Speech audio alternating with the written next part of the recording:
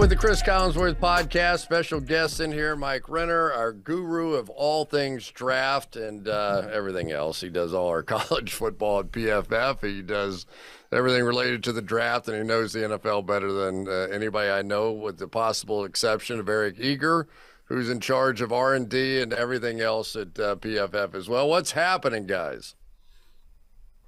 Yeah, I'm looking forward to Week 18. It's the first Week 18 in a long time, and obviously Monday, Mike gets the privilege of getting to go, but I'm looking forward to watching Georgia versus Alabama.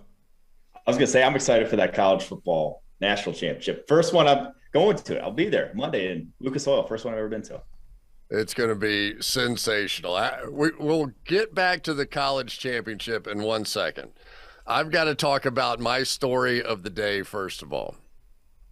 Is it possible that we see the first ever tie at the end of the NFL regular season in our game? This is the most bizarre set of circumstances I think I've ever heard.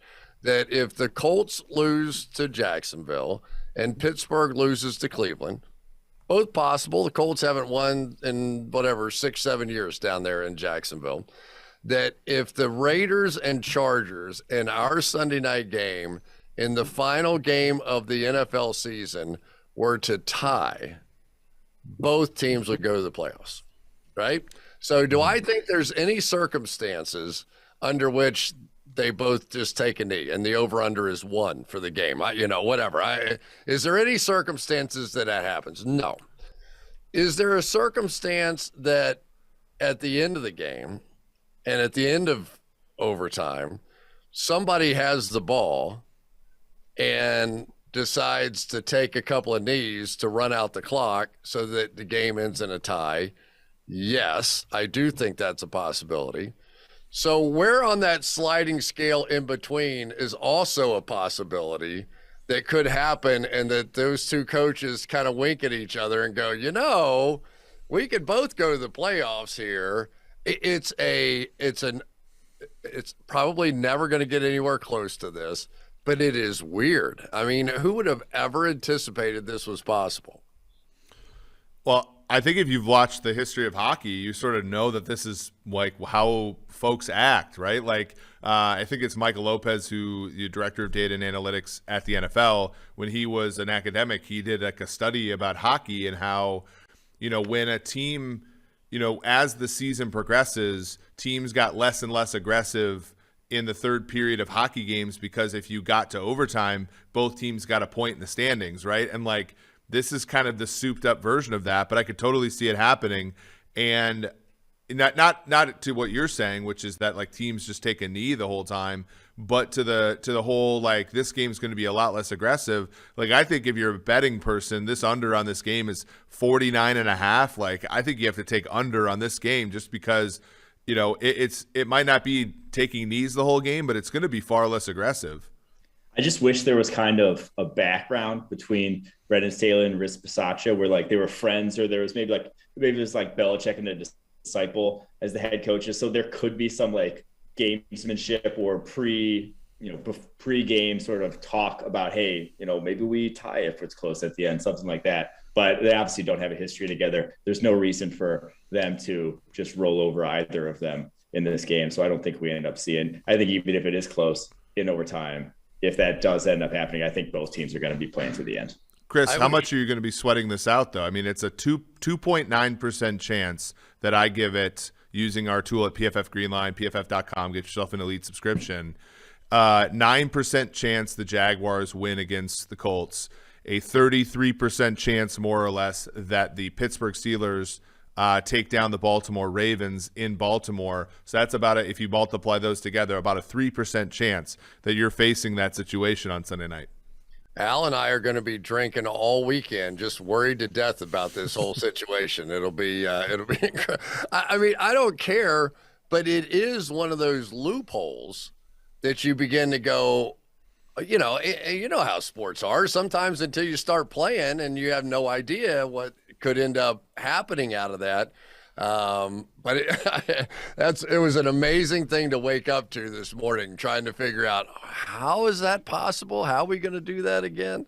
So the craziness of this NFL season shall continue here. And how about the Philadelphia Eagles as well?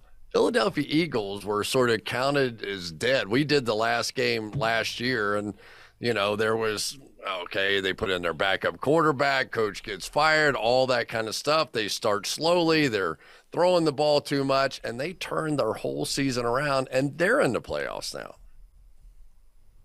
Yeah, it shows sort of the value that you get out of nowhere when a rookie deal quarterback hits, right? Like Jalen Hurts, Mike, where did we have Jalen Hurts? We had him sort of like in the 30s, right? Yeah, 40s, 50s, yeah, something like that. Yeah, and I don't think anybody after watching him last year, Chris, you got him in week 17 last year for half a game, and that was also an example of a team where you didn't quite, know what was going to happen at the end when they sort of tanked at the end there.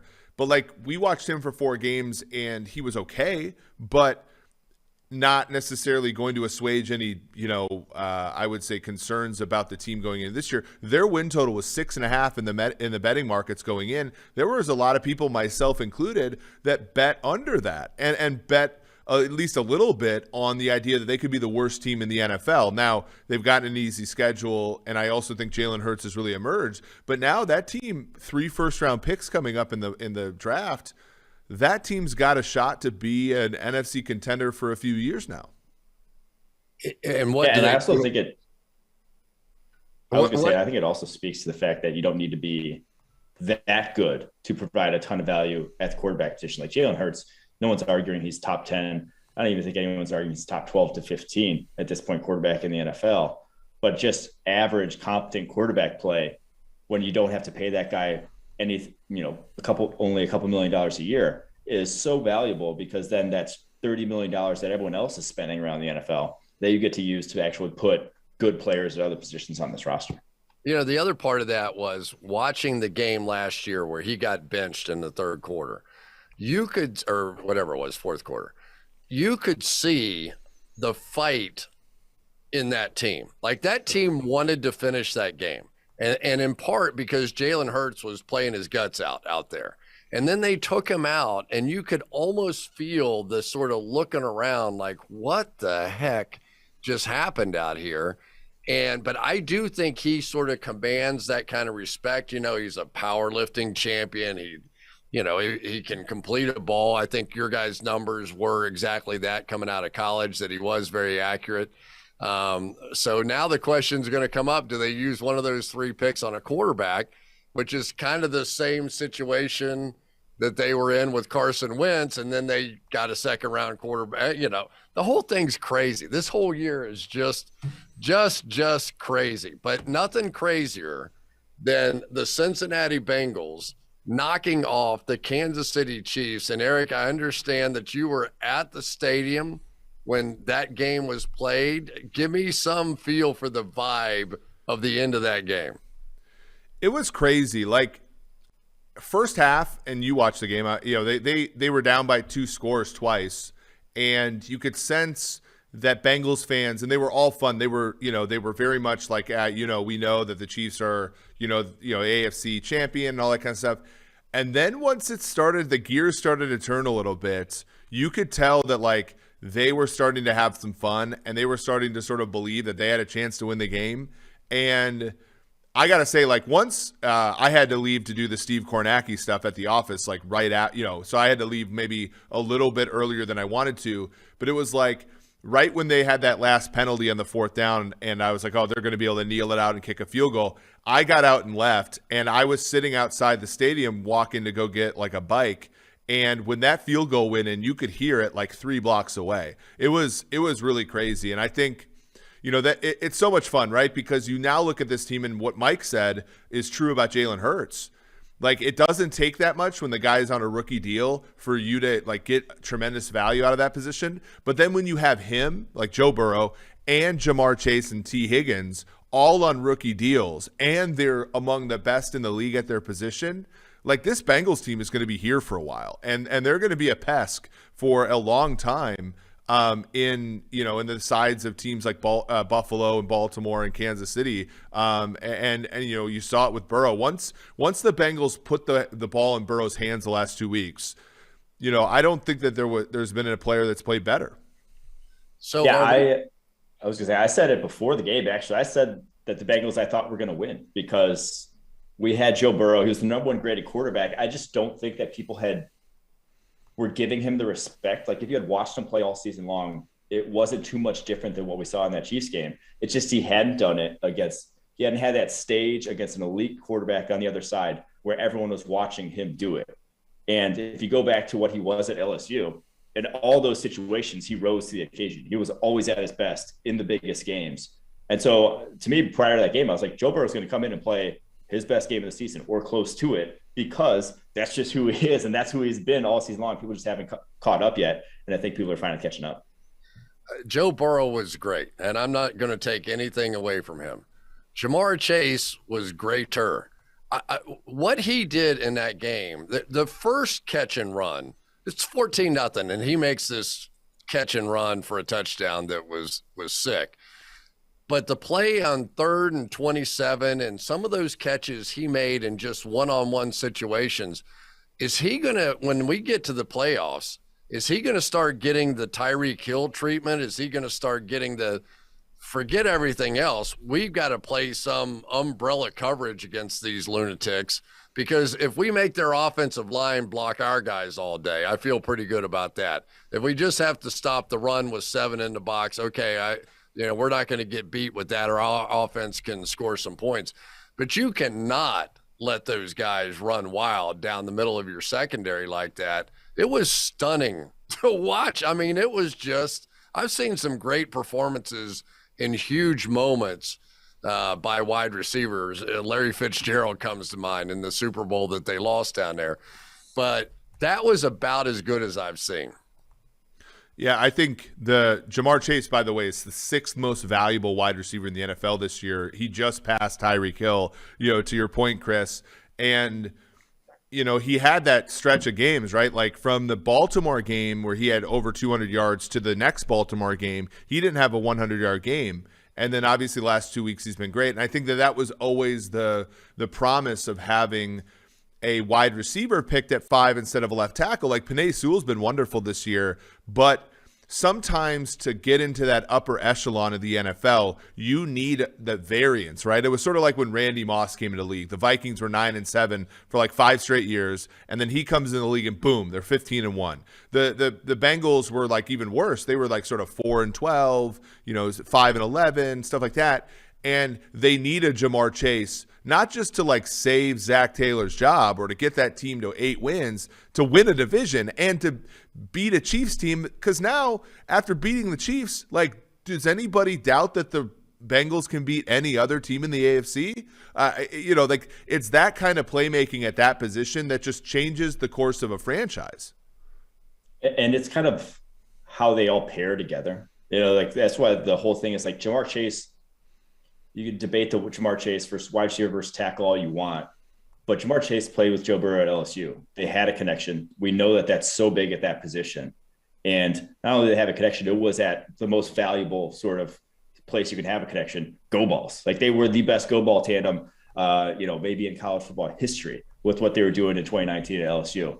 And now he comes to the San Bengals. And like you said, Cris, you might have to put a safety over in the playoffs because what they can do on those vertical routes is just game changing. And we've seen them have the most explosive touchdowns of any team in the league because those two players, it's not because of the offensive line, not because of the scheme. It's because you have two of the most talented players at two very valuable positions. And it killed Kansas City.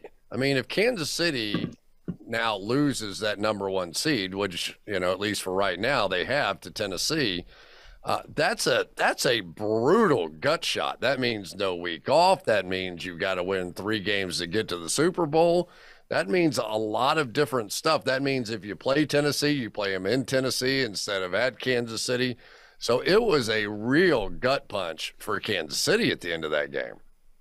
Yeah, the Chiefs this year so far have lost to the team that's going to win the AFC North, the team that's going to win the AFC East, and the team that's going to win the AFC South.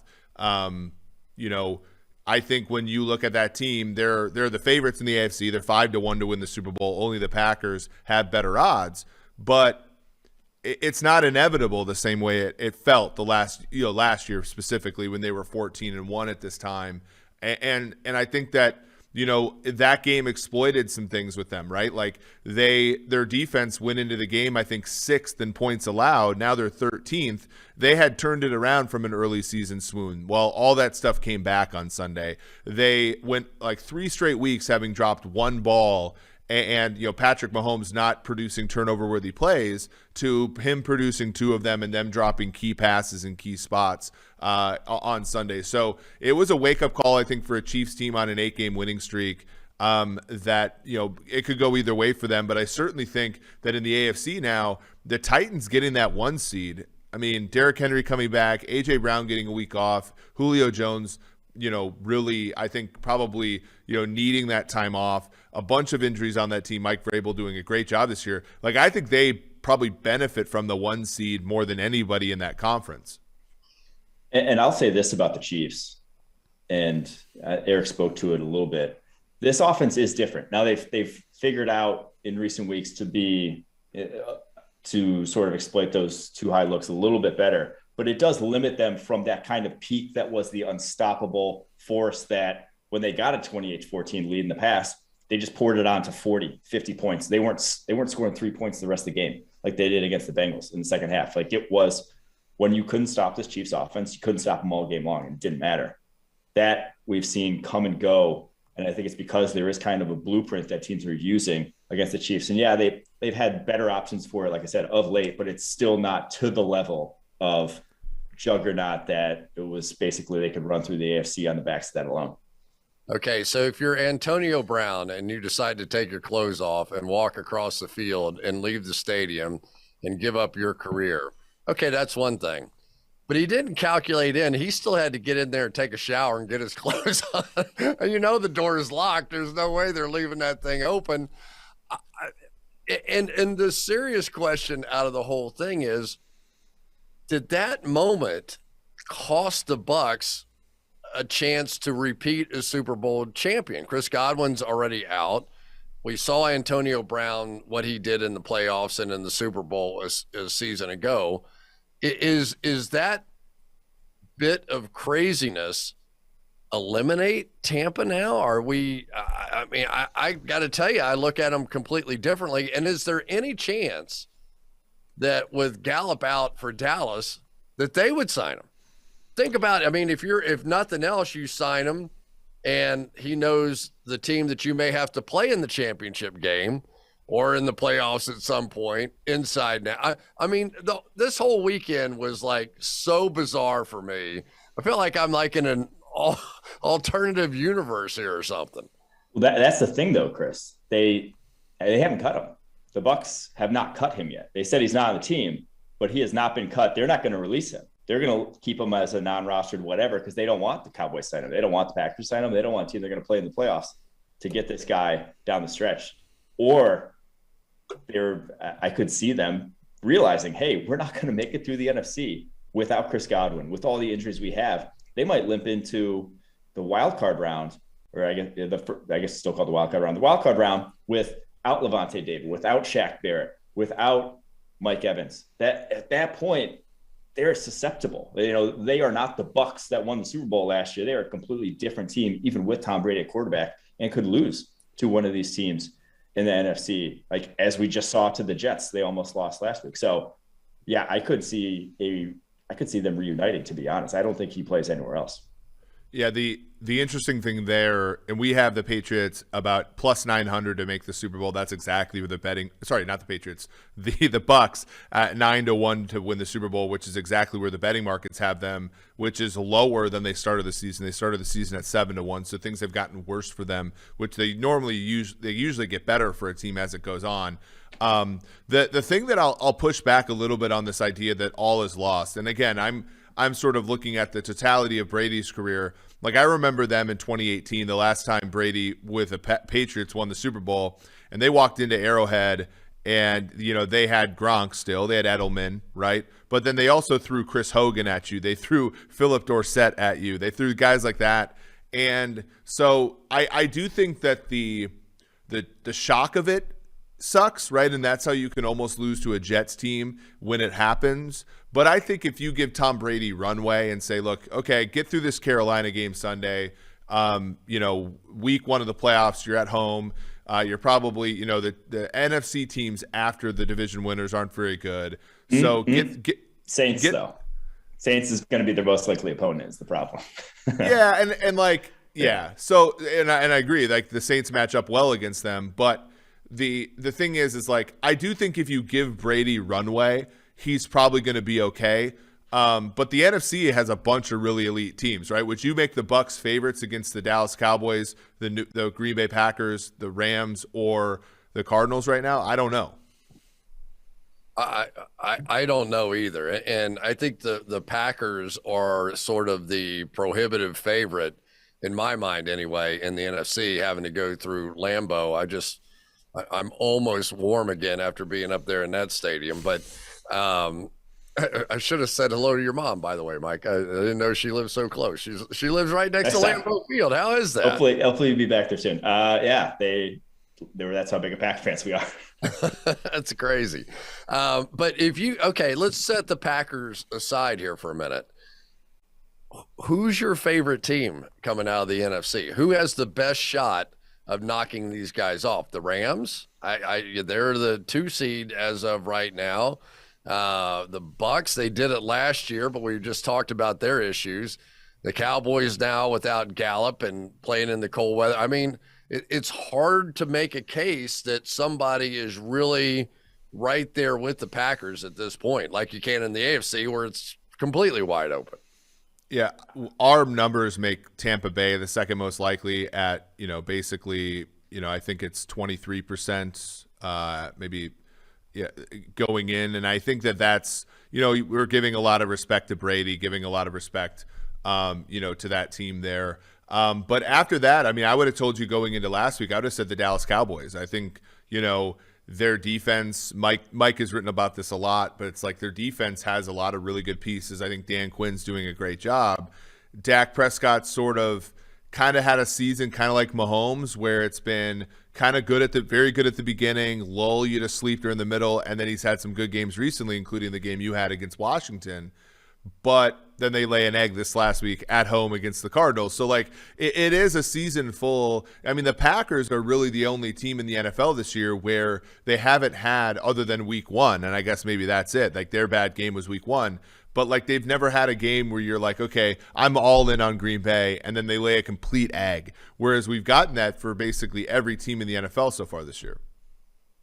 I would be most worried about the Dallas Cowboys, though.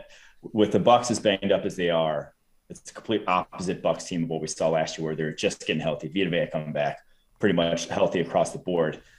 Cowboys, to me, match up the best with the Packers in that they can run the football. They will be able to, we saw it with the Browns game. How do you move the ball in this Packers defense? Get them out of those light boxes, run it down their throats. They can do that. They have the offensive line to do that. And then they can expose this hodgepodge mismatch offensive line for the Green Bay Packers that has 4 backups right now. Maybe you get Dave Bakhtiari back, maybe you get Billy Turner back, but Dave Bakhtiari is going to be just thrown to the fire his first game. You're throwing Randy Gregory, DeMarcus Lawrence, and Micah Parsons against this offensive line full of backups.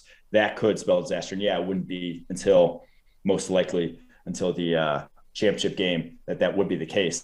But that would scare me. That's the team that would scare me the most coming into Lambeau and beating the Packers. They certainly have the most skill players, if you will, on the defensive side, but they also still give up some long passes. We have seen Diggs on the back end make some great plays, and we have seen him give up a few as well. So craziness. I can't wait to watch it and see where we go from here. By the way, we only have the national championship going on in college football right now. And I think it's pretty clear at this point, right? There were 2 teams in college football this season, and really a lot of afterthoughts after that, after you watch the semifinals. I don't know. Cincy held their own. I thought Cincy looked like they belonged far more than Michigan belonged. They just shot themselves in the foot offensively. They did nothing creative to try to move the ball. But you have to say that they limited Alabama about as well as, anyone outside maybe Auburn did. But that was some injuries on Alabama's offense in that game. So I thought Cincy on a different day that, there's a day that exists where Cincy could have beaten Alabama, I'll just say.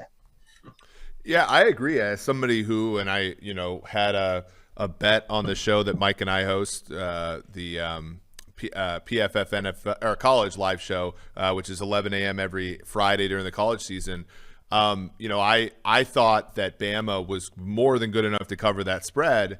And I'll tell you, when I watched that game, I think I was probably on the wrong side of it, even though it did end up being a 21-point game. I think, Cincinnati's defense was up to the task. And especially with Alabama, not having their receivers, with John, Mechie being out, like they suffocated them and they made them play a little bit left-handed. It was far easier for Alabama to score against Georgia in the SEC title game than it was to score against Cincinnati. The issue was, and I wonder what Mike's opinion is on this, because he's a prospect that some people are split on. It just looked like the game was too fast for Desmond Ridder, and that I think is where kind of the whole issue of Power 5 versus non-Power 5 was. Desmond Ridder had 4 passes batted down the whole season before Friday's game, and then in that game against Alabama, the throwing lanes were just closing so much more quickly than he was used to, and I think that exacerbated a lot. I think Cincy's defense was as advertised.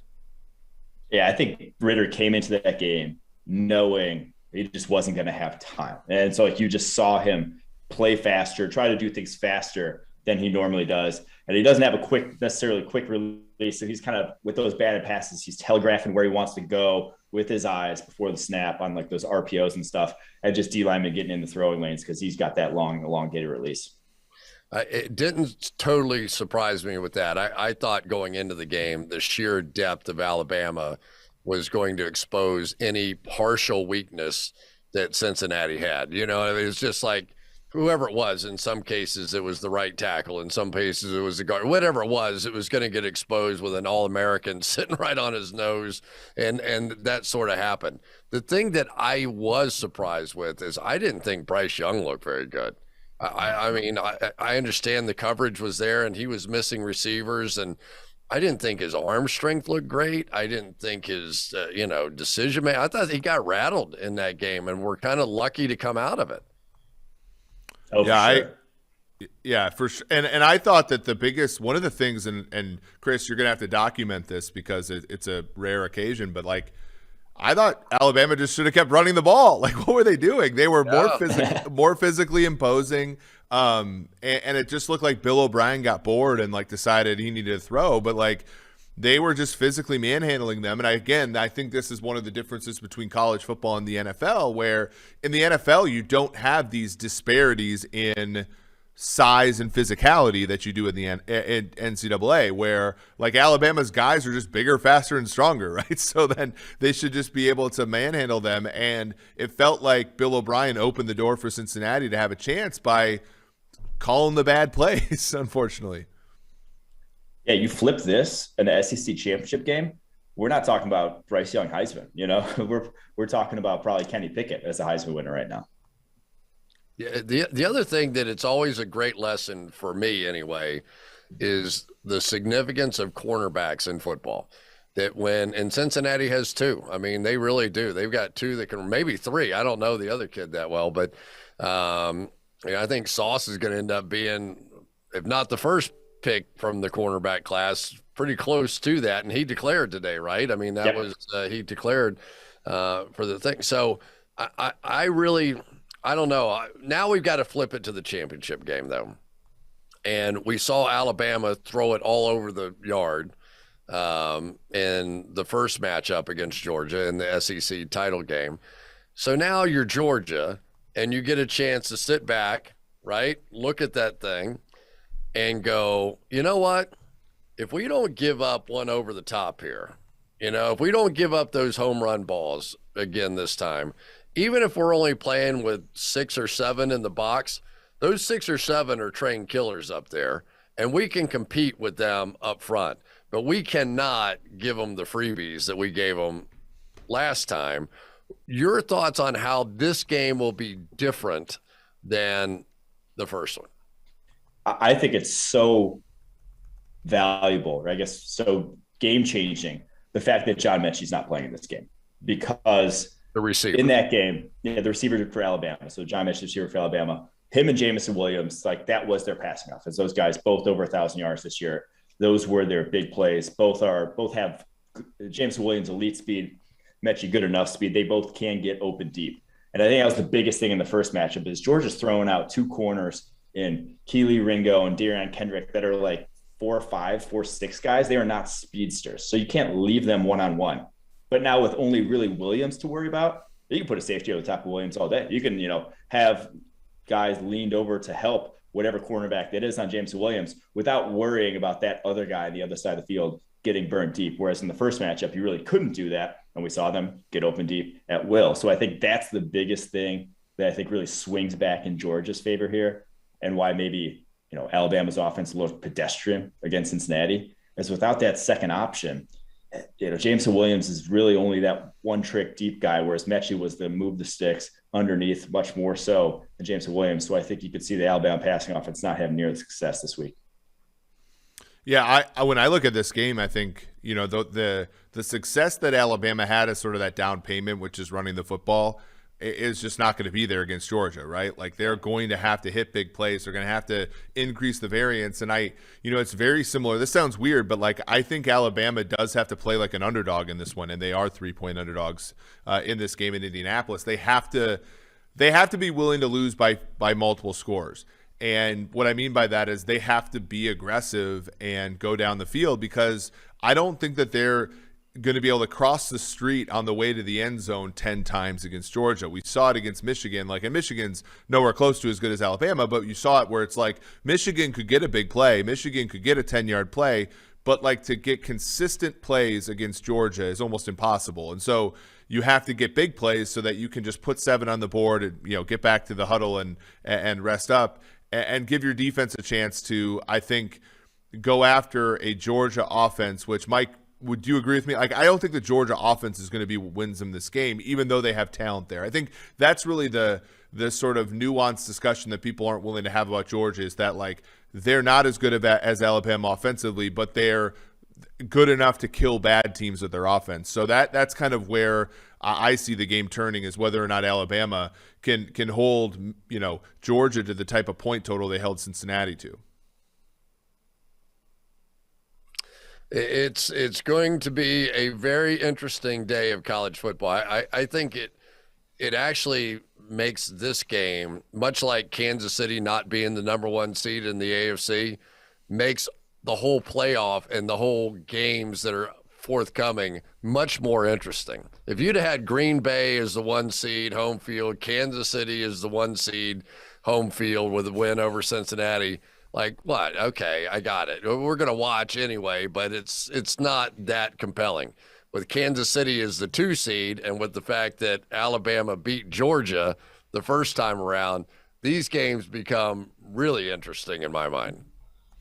Yeah, that loss by the Chiefs took – so that we do these stuff for the Kornacki, the Football Night in America stuff, and the Chiefs versus the Packers, which would have been a rematch of Super Bowl I, was like a 12 or 13% chance going into the week. It's now 9%, and it's still the most likely Super Bowl matchup. But as you said, like that game knocked it down a peg, and now the possibilities I think are endless for who can face whom in the Super Bowl.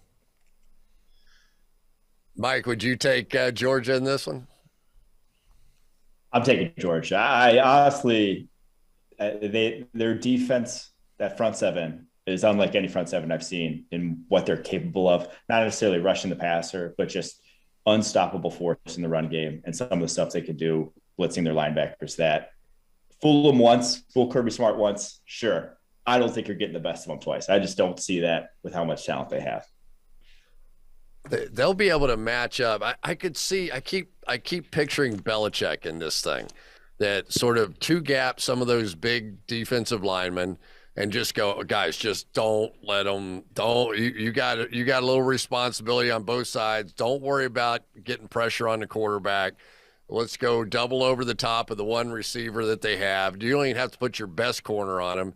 And then we'll just play the rest of these guys with what we have. So don't let them run it down our throat. We're going to be light in the box. We're going to take away their one receiver. And good luck. Let's see what you guys got. You know, do you see it? How do you see it? Yeah, I think that's the game plan. I think they do a little bit more to get pressure on Bryce Young, because I think they were content to kind of just play run first and thought their secondary would hold up. I think they bring a little bit more blitz, bring a little bit more of the house to really force the issue on Bryce Young in this game. Eric, what do you think? Give me a pick.